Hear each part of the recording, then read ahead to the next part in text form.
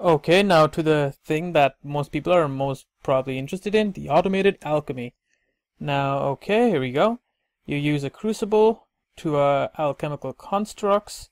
It says here that the crucible doesn't need water anymore, but it still requires a heat source. You can also use it to, okay, let's say you add formula, catalyst, then it'll automatically draw Essentia from tubes. So there you go, even more important now. As long as there's a supply of catalyst, it produces the required object perfectly every single time. Normally a Thaumatorium can only have one active formula, but by attaching a mnemonic matrix to its side, you can increase the number of formulas it can keep track.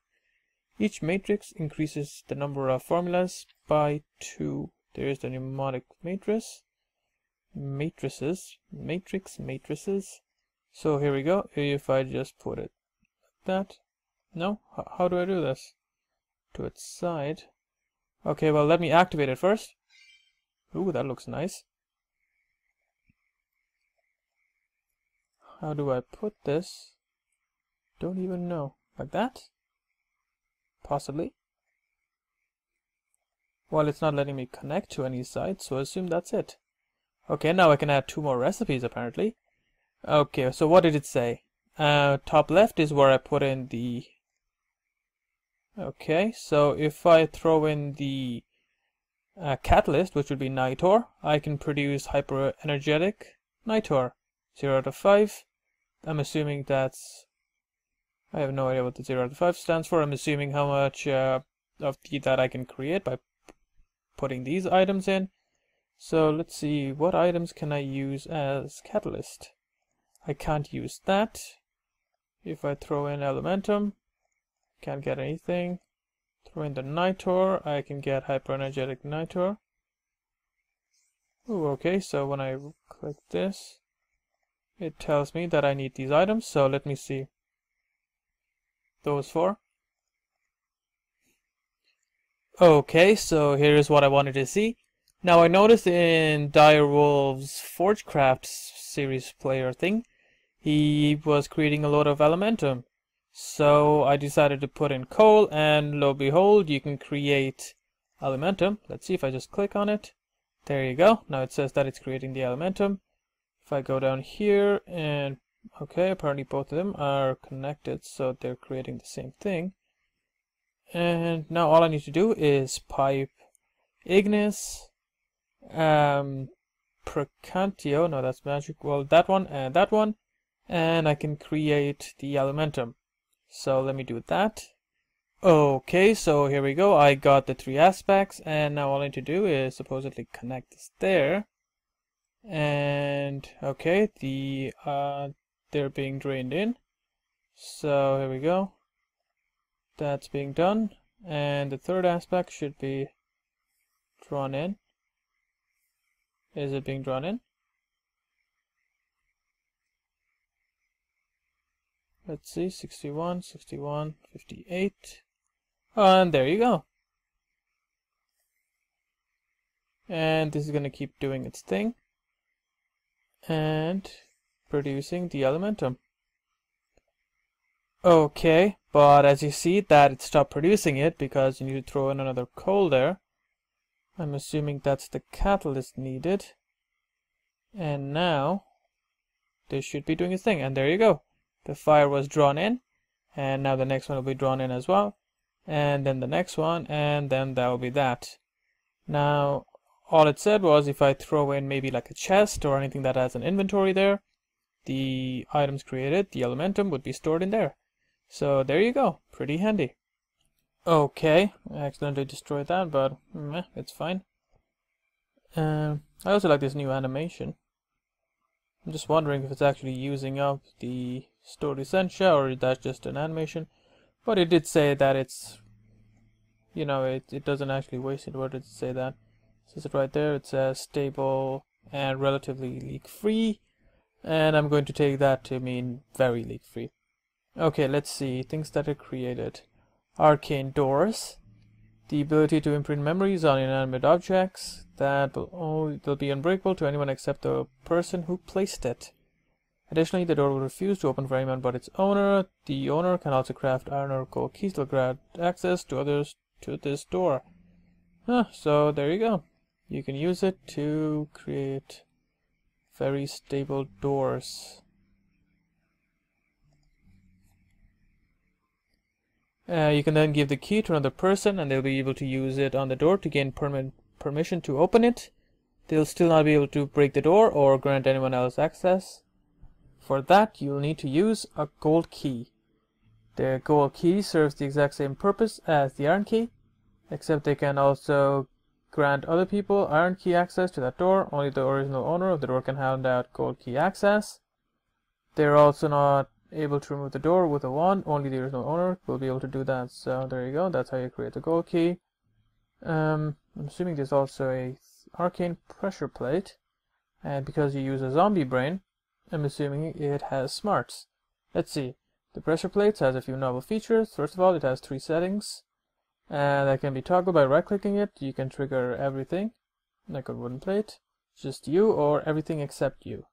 Secondly, like all the other warded items, you can only remove it. Thirdly, it can be paired with players with the use of keys. So yeah, you can use keys with the pressure plates as well. So yeah, that could be quite handy. Let's see. Bone bow. I'm very excited for this. You have discovered a way to crafting a bow with bone and infusing it with entropic energy. The resulting weapon will fire much faster than a normal bow, and arrows launched from it travels faster and hits harder. So let's see. Now this mod is so vast that I couldn't possibly get all the items. Okay, here we go. Arrows. Okay, wow, this is quite fast.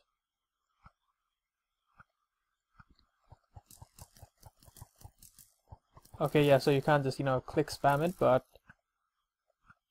holding it for 1 second, not that bad. I like it. Okay, let's see what's next. Well, the Lamp of Growth. Pretty sure this was in the previous version of Thaumcraft, but the new one, the Lamp of Fertility. The Lamp of Fertility will bathe any animals and place them in a romantic mood.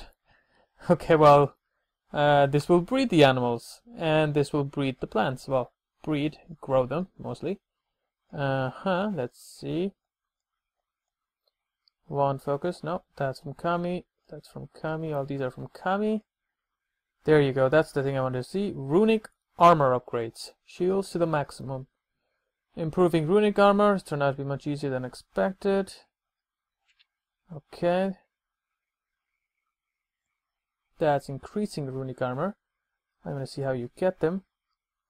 Now, what does the Runic headpiece actually do? Let me see. Runic Armour. Your research into protective magics has led you to discover Runic Armour. The name is misleading though, since it's not armor in traditional sense, but it's a collection of charms, seals, and similar protective devices worn with your everyday clothes. Okay, so that's the Runic headpiece. So the Runic Armour are not actually armor pieces, they're actually just magical armor. So how do I look right now? I look like I'm just wearing one of these guys. Okay, let's see what I look like when I'm wearing a Runic helmet. Let's see. Oh, it just looks like I'm wearing nothing. Makes sense, I guess. It's just supposed to be magical spells, and you can't really see magical spells. So let me see and go back to it there. Okay, so these guys are just made with golden armor. And I have the Runic headpiece on. I'll just get myself the Runic Gold revealing again. Ooh, you even have Runic Boots of the Traveler. So basically you just combine Runic Foot piece with the Boots of Traveler, get yourself a Runic Boots of Traveler. That's not bad.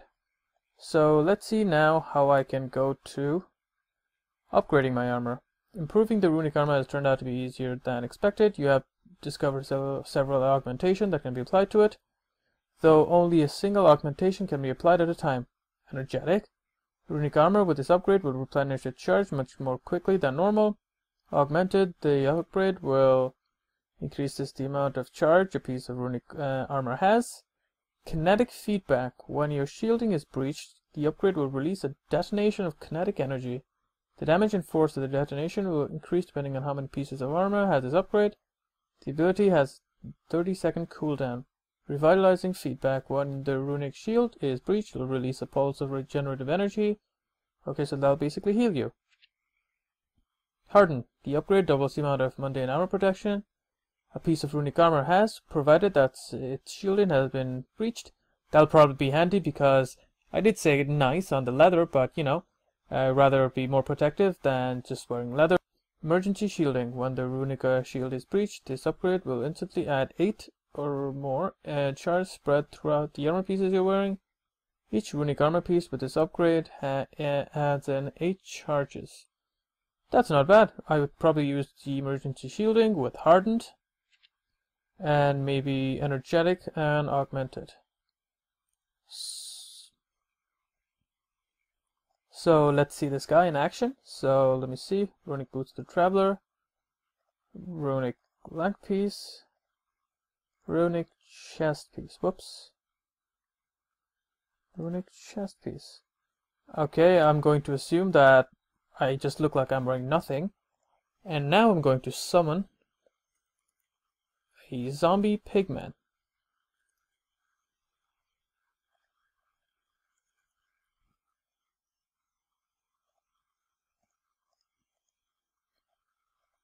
Okay. Okay, I want to see how much this actually does. Ah, missed. Oh, wow. That's crazy. Okay, this guy's not aggro to me. That's actually super fun. Okay, let's see. Okay, I probably should be in survival. Okay, there you go. I'm not taking any damage at all. Oh, you can actually see the little sigils. Oh god, okay, now I'm dying. Oh god, oh god.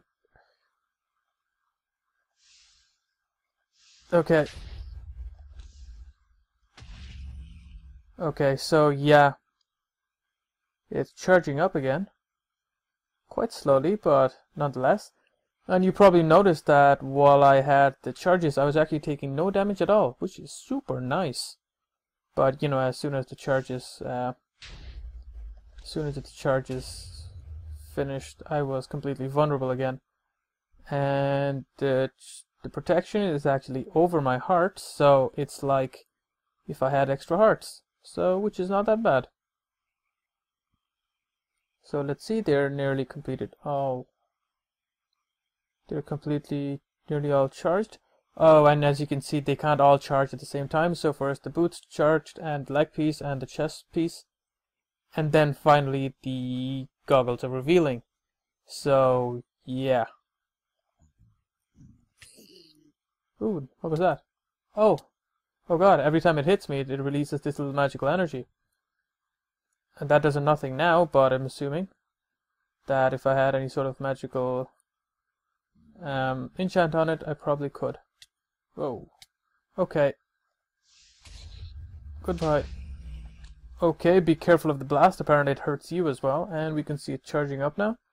Let's see, the leg piece is charging and the rest aren't. And yeah, that's pretty handy. Now I'm going to assume that the charge relates to how much damage it can take. So that can take 8 hits. And that can take 24 damage. So you know, the zombie pigman was doing a surprisingly large amount of damage. And that does 16, and that protects 8. All that adds up to not that much. However, if I had any of the other upgrades, for example, replenishing it quicker, it was replenishing at what, like once per second, which is not that bad. But you know, if you're running away from enemies like I had to, it's not really helpful. Augmented, I'll increase the amount of charge runic armor has. That'll probably be handy. The kinetic feedback, every time you saw it attack me, it released like a kind of energy that will probably be used to actually explode the zombie pig backwards. That'll probably be handy as well. Revitalizing feedback.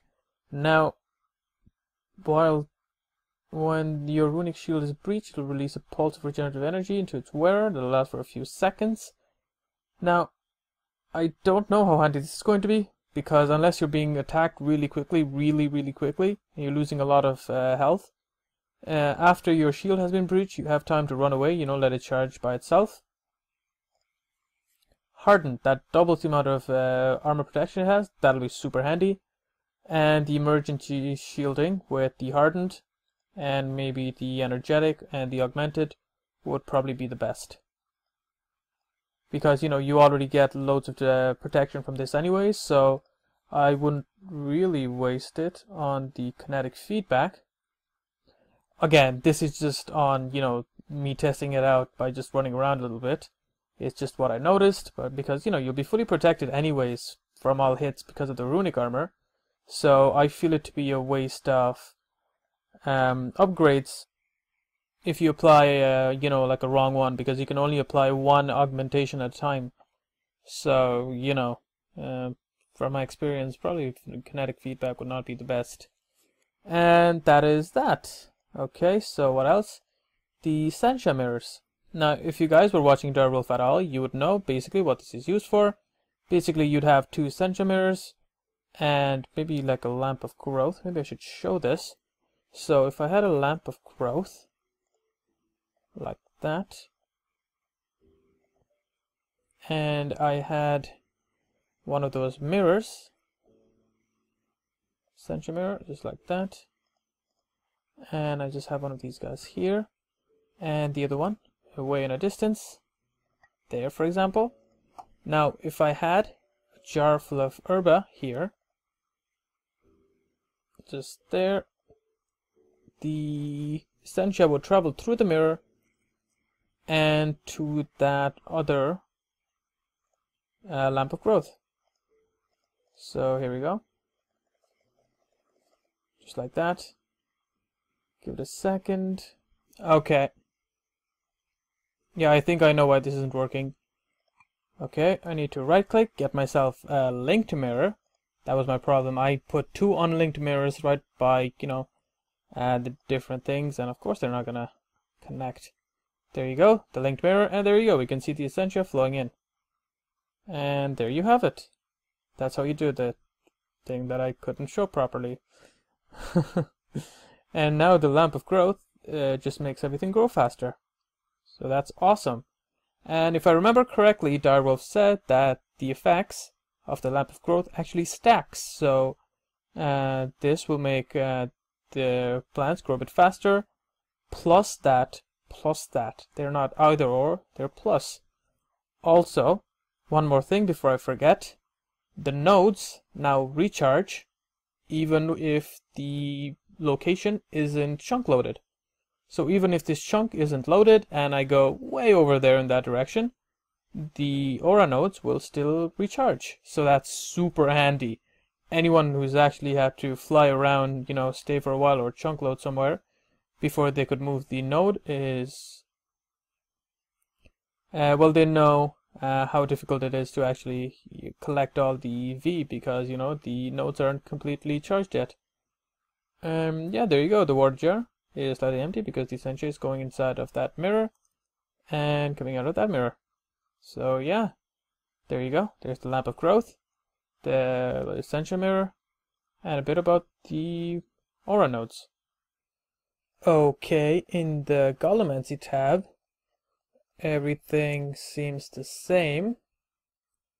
Yep. However, there seems to be a new addition, the Butcher. The Butcher will basically attack extra animals, leaving behind the children, or the little, you know, the baby animals, and it'll also leave behind a breeding pair. So yeah, that's pretty handy. And I think that's all here. Okay, the enchanting should all be the same. All different items added by different add-ons, and Tainturgy is not one added by vanilla Thaumcraft. Okay, well, I guess that is it. Thank you guys for watching. If you liked the video, please leave a like. or subscribe for more Minecraft videos. And again, thanks for watching, guys.